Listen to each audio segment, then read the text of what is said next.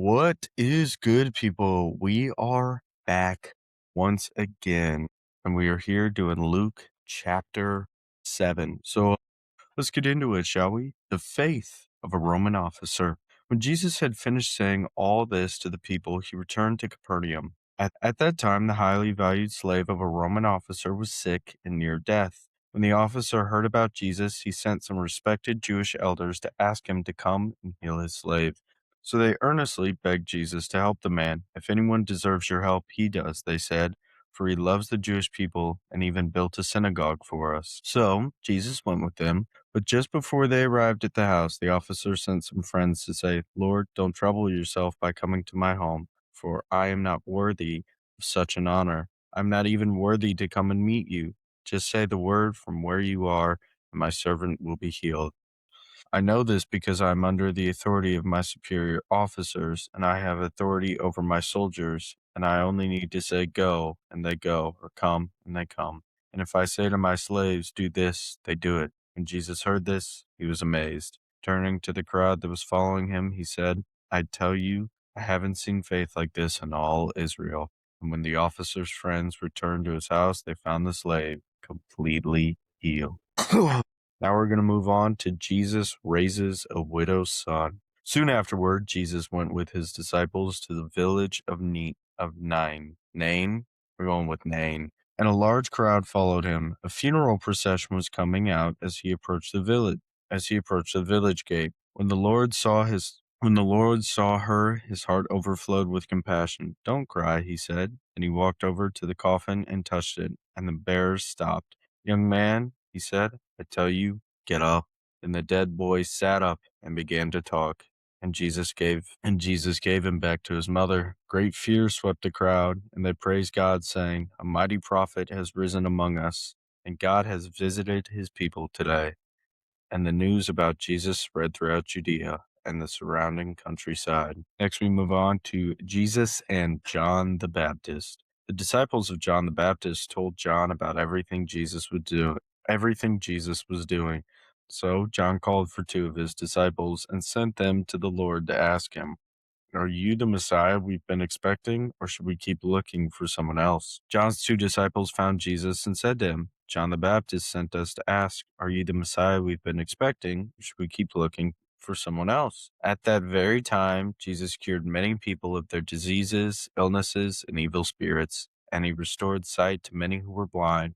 Then he told John's disciples, go back to John and tell him what you have seen and heard. The blind see, the lame walk, those with leprosy are cured, the deaf hear, the dead are raised to life, and the good news is being preached to the poor. And he added, God blesses those who do not fall away because of me. After John's disciples left, Jesus began talking about him to the crowds. What kind of man did you go into the wilderness to see?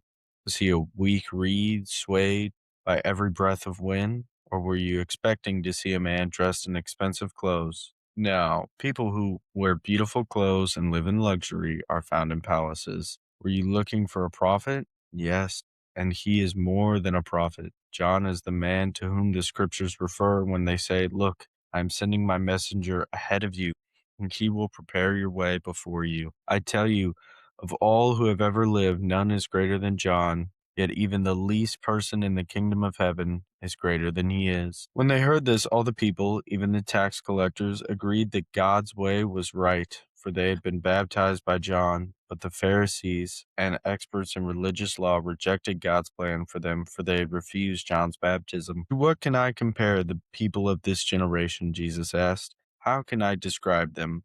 They're like children playing a game in the public square. They complained to their friends, we played wedding songs and you didn't dance, so we played funeral songs and you didn't weep. For John the Baptist didn't spend his time eating bread or drinking wine, and you say he's possessed by a demon. The Son of Man, on the other hand, feasts and drinks, and you say he's a glutton and a drunkard, and a friend of tax collectors and other sinners. But wisdom is shown to be right by the lives of those who follow it. And wrap up with Jesus anointed by a sinful woman. One of the Pharisees asked Jesus to have dinner with him, so Jesus went to his home and sat down to eat. When a certain immoral woman from that city heard he was eating there, she brought a beautiful alabaster jar filled with expensive perfume, and she knelt behind him at his feet, weeping. Her tears fell on his feet, and she wiped them off with her hair. And she kept kissing his feet and putting perfume on them. When the Pharisee who had invited him saw this, he said to himself, "If this man were a prophet, he would know what kind of woman is touching him. She's a sinner." And Jesus answered his thoughts. "Simon," he said to the Pharisee, "I have something to say to you."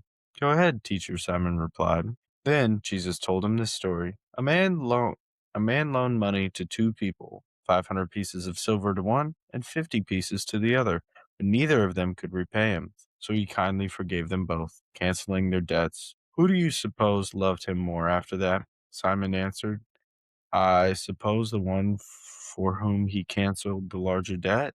"That's right," Jesus said. Then he turned to the woman and said to Simon, "Look at this woman kneeling here. When I entered your home, you didn't offer me water to wash the dust from my feet, but she has washed them with her tears and wiped them with her hair.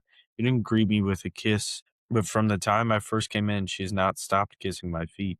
You neglected the courtesy of olive oil to anoint my head, but she's anointed my feet with rare perfume. I tell you, her sins, and there are many, have been forgiven. So she has shown me much love, but a person who is forgiven little shows only little love." And Jesus said to the woman, "Your sins are forgiven." The men at the table said among themselves, and Jesus said to the woman, "Your faith has saved you. Go in peace." And there we have it. That's all she wrote for Luke chapter 7. So let's take a look at it, shall we? Let's talk about the faith of the Roman officer. Let's get into it because we're big fans of that around here. Let's talk about verse 7, where the Roman officer says, "I'm not even worthy to come and meet you. Just say the word from where you are, and my servant will be healed." Verse 8, "I know this because I am under the authority of my superior officers, and I have authority over my soldiers. I only need to say go, and they go, or come, and they come. And if I say to my slaves, do this, they do it." So, first of all, we see two things: incredible faith and great understanding. He has incredible faith in Jesus to believe that Jesus is capable of healing his his beloved slave from, far away.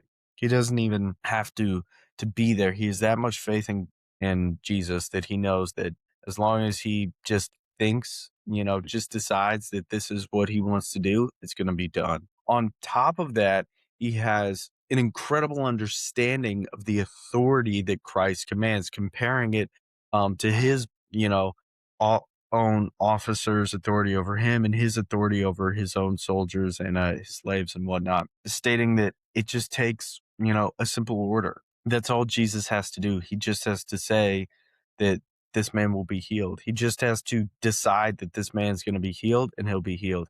He doesn't have to give him medicine. He doesn't have to go through medical procedures and whatnot. And this shows, and we're going to come back to this because it's shown again, obviously in a much crazier example later, that Jesus Christ has supreme authority over sickness and health and everything going on with people. We don't have supreme authority over sickness and health, and we have a very commanding authority to take, 99% of illnesses, especially in America nowadays, the body will just fight off naturally pretty easily because we've all had such built up immune systems, thanks to things like vaccines and whatnot. And like a deadly disease back then, like a deadly fever back then, is like you just kind of got to sit down for a day and then you're good to go. Like I said, we have all these extreme medical advancements, and our authority over, sickness and health does not compare to the authority Jesus has over it. He just decides that this man is fine and he's fine. He's not even there. He's just like, okay, let's just heal this guy. He probably doesn't even know the slave's name. I mean, he is God, so he knows the slave's name because he's all knowing. But I'm saying he wasn't like told, if you're picking up what I'm putting down.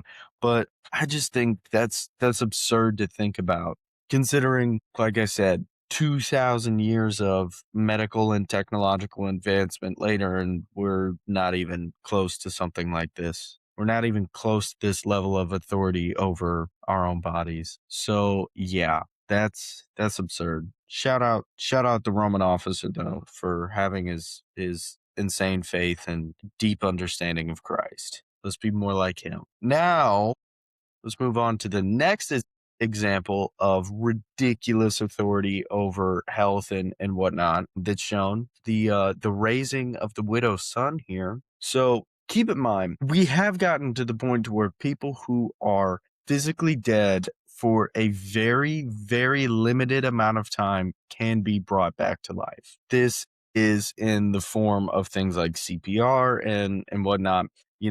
So we've gotten to the point to where we can technically raise people from the dead. However, we get past like a 5-10 minute mark of someone being dead, they're dead. And that's what it is. So it takes a lot of work, it takes a lot of effort. There's, very specific circumstances in which it can be done. And it takes a lot. It takes a lot to get it done. I want you to keep that in mind. Now let's read verse 14 here, and then we'll talk about it.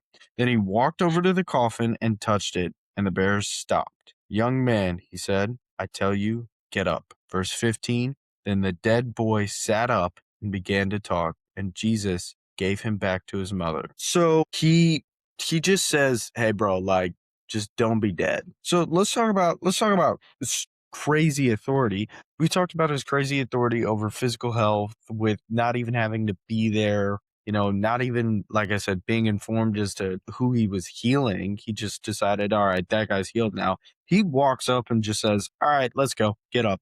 And someone who is dead, this is not like dead in a casket, had been dead for probably days or like weeks at this point, who knows how long, significantly longer than anything modern medicine could deal with. And he's like, all right, let's go. Let's just get up. Take a walk, bro. All right. So that's absurd. That's ridiculous. That is a ridiculous display of supreme authority over life and death, which obviously, we've read it twice now, but if you know the story of Jesus, talk about the display of authority over life and death. He just 3 days later is like, all right, I'm done being dead now. Let's go. So clearly this is ridiculous. And also, let's keep in mind, let's talk about something that I don't see enough of nowadays is the fear of God. Let's talk about that because this is your God, by the way, people. This is the God of our world. Sickness and health, complete and total authority over, doesn't just like has to decide what's going to happen. Life and death, complete and total authority, just has to decide what's going to happen. So let's keep that in mind that this is the God we're talking about when we're talking about God. If the good Lord decides that your life is over, like by the time, at any point, your life is just over. There's nothing you can do about it. So that's just absurd. It's truly difficult to comprehend because it's humanly impossible to have that much authority, that much power, and that much control over something. It takes godly divine power to do so, which sort of proves the point of Jesus being God. Anyways, sort of went off on a tangent, but let's get back to it. So yeah, let's start this is divine authority in action right here, people. Now let's talk about Jesus and John the Baptist. I want to talk about verses 24 and 25. After John's disciples left, Jesus began talking about him to the crowds. What kind of man did you go into the wilderness to see? Was he a weak reed swayed by every breath of wind? Or were you expecting to see a man dressed in expensive clothes? No. People who wear beautiful clothes and live in luxury are found in palaces. Now, in this action here, Jesus is altering people's perspective of what following God and being centered around Christ could look like. They expect to become, expect the prophets and those closest to God and obviously God himself to be high and mighty and kings and royal and, landowners, whatnot, like rich, wealthy people who live in palaces and have big, expensive clothes. And, because they are correctly associating God with power. However, they're associating human power with God's power. And that's not the same thing. Truly, like he says, this is what John looked like. He was a weak reed, swayed by every breath of wind because he had been fasting as a display of faith to the Lord. He wasn't dressed in expensive clothes. He didn't have a palace or anything. He was living in the forest and he was fasting. So it's a changing of perspective. Like, guys, I'm not a king and a conqueror and, this sort of high and mighty figure that you thought I was going to be. Let's flip your perspective. Let's look at John here and let's alter what we're thinking, people, because truly, even nowadays, I know a lot of people. I will say I've personally met one person who used this argument, but I've heard it on the internet a couple times, who believe that Jesus was not Lord because he didn't act like what you would think God would act like. Hey, have you ever considered that maybe the nature and the way that God behaves is above, what humans would think of? Maybe just because Jesus didn't act how you would if you were God does not mean he's not God. That's just more of a reflection on you and your understanding of God and your relationship with God. So, yeah, this is sort of, I like this flipping of the script, the changing of the perspective here of, guys, this is not, you're thinking about this wrong. All right. Now let's finish off by talking about Jesus and the sinful woman. Let's talk about verses 42 and 43 here. Verse 42, but neither of them could repay him, so he kindly forgave them both, canceling their debts. Who do you suppose loved him more after that? Verse 43, Simon answered, I suppose the one for whom he canceled the larger debt. That's right, Jesus said. Now, if we remember back to the section, Simon, by the way, not like the Simon Peter that we'd been talking about earlier, different guy, not the apostle, different guy. Anyways, Simon had been questioning Jesus. He's like, why are you letting this sinful, like disgusting woman touch your feet? And like, this is nasty. He's like, brother, do you understand what's going on here? Or, first of all, let's talk about crazy disrespect from Simon here to be like, why are you letting this disgusting piece of filth, that we somehow consider to be a human being touch your feet? That's absurd. I'm not gonna lie. Shout out to that woman for not getting extremely angry with him, because that's insane. First of all, brother, let's watch your tone. You're talking about a human being here, a child of God, and that tone. Let's watch it. Anyways, now that I'm done being sassy, I think it's very easy to think about. Those who have been blessed more will love more. Like, have you ever seen, it's like the people who used to live in like bad neighborhoods and struggled with money growing up and lived in like a terrible house and barely had any food and whatnot, and then they're blessed with incredible opportunities, and eventually one day they grow up and they're like millionaires and whatnot and billionaires. Let's look at LeBron James. This is like a good example of this. LeBron James, like I said, grew up in a terrible neighborhood in Akron, Ohio.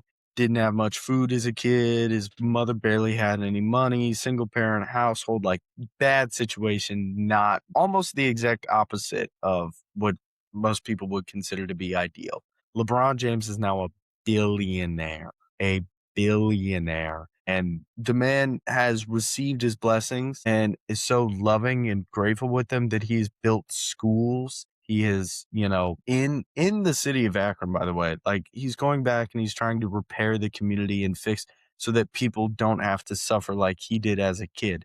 And I think that's a great display of someone who has been given much and what happens when that happens. This woman's now, let's talk about verse 47 here real quick. I tell you, her sins, and there are many, have been forgiven. So she has shown me much love. But a person who is forgiven little shows only little love. That's crazy. The people who are the most faithful, the people who are the most, dedicated, loving followers of Christ are the people who have been forgiven the most. Imagine that. the people who have screwed up the most and have needed Jesus the most. Can you believe it? Now, this is so counter to the modern day perception, especially the common Southern Baptist perception. I'm going to keep criticizing Southern Baptists because they do a lot of things I don't like. Anyways, a lot of people, I personally feel that those who have done things that are not so great in their past and now are reformed and have, come to the faith and are true followers of Christ, those should be the ones who are, if God calls them, heading up church, like leading churches, leading small groups, being involved in ministries and whatnot, because they're so, like it says, they're so faithful, they're so dedicated, they love God so much. And often I see people like that get rejected, get turned away, get belittled because of their past. And first of all, I think it's disrespectful. I think it's distasteful, and I think it's disgusting to look at another human being when you know the truth here, the truth of Jesus, the truth of, God and what he has to say about this, and to say that you are less than me because you have done more bad things than me. Hey, you idiot. That literally you read about a guy all the time who says the exact opposite of that. How could you genuinely believe that? Are you actually just dumb, or like what's going on up there? Did you just not flip the switch on? This is a very common mentality, like I said, especially amongst Southern Baptists, who for some reason, despite the fact that that they read about Jesus all the time and read that a person should be defined by what they put their faith in, not what they've done. Define people by what they do. Wow, guys, you were given the blueprint. You were told, and you read about what you have been told all the time, and yet you don't truly follow it. I've seen this time and time and time and time and time again. There are things that I have done, sins that I have committed that are not good, that I personally am not going to talk about until I am away from certain people, because I know that I will just honestly probably, like, there will be people who won't talk to me anymore because of things I've done.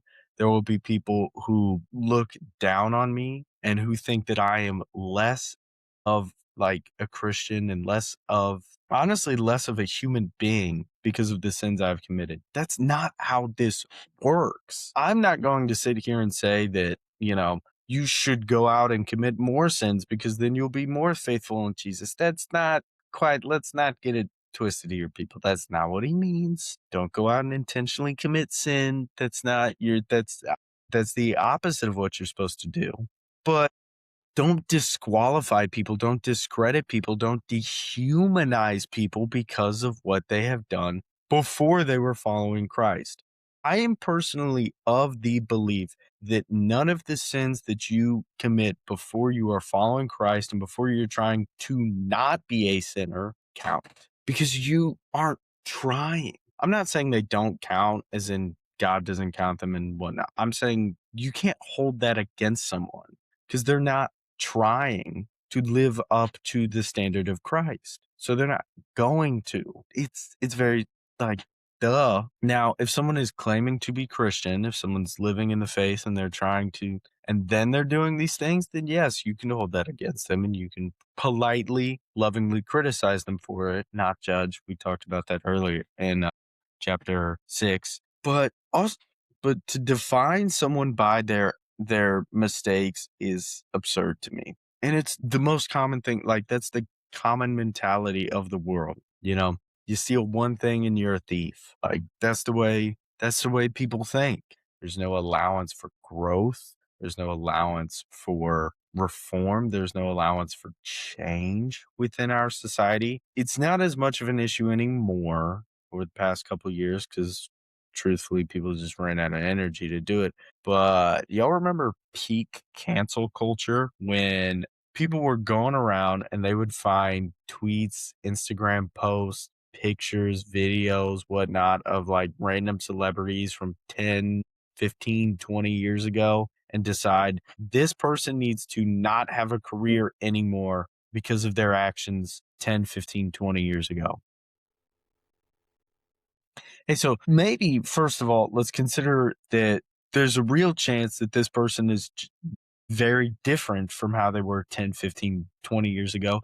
They don't stand by or agree with their actions back then and genuinely regret it. Nah, no, that can't be the case. Like I said, you make one tweet that we don't like, all of a sudden, we don't like you. The amount of celebrities I will say that 10, 15, 20 years ago, before the LGBTQ community really blew up, as it was like a budding issue and whatnot, that made anti LGBTQ or homophobic comments and posts, that got canceled significantly later is ridiculous. I think it's absurd. I think it truly is. It's absurd. And then what happened 99% of the time, these celebrities would apologize and people would be like, "Yeah, we don't really care that you apologize and you're trying to grow and you're trying to learn. Like, you are homophobic now and we hate you." Hey, so do you know what kind of problem this creates? If no one is allowed to fail, no one's going to want to do anything because they're afraid to fail. This is the society we live in. We wonder why no one makes any progress in life. We wonder why people aren't moving forward. It's because we belittle anyone anytime they fail. We treat people as less than every time they make a mistake. So now people are too afraid of making mistakes to actually do anything. So let's let's change our point of view. Let's change our perspective because believe me, nobody wants to be defined by what they have done. Nobody has done good in anything that is good enough to be defined as anything other than a terrible sinner. Nobody should ever be defined by their actions because it's a death trap that will literally send you to hell. So let's keep that in mind, people. I think that's all I got for you for today. So on that note, let's pray. Dear Lord, I come to you, and God, I thank you that you allow us to be defined and to be characterized by where we put our faith and, what we believe in rather than how we act in the things that we have done, Lord. I pray that more people would experience your mercy in this aspect, God, and they would understand, the incredible mercy that they get by putting their faith in you, Lord. God, I pray for all those out there who are being judgmental and disrespectful towards others, as we saw with Simon here. I pray that they would understand that there is no difference between them and their fellow man, no matter the amount of sins or the severity of the sins that have been committed, Lord. I pray that people would understand that all human beings are sinners in need of Jesus. And I pray that they would seek you, Lord, and that they would find you. In your name I pray, God. Amen. Thank you all for your time.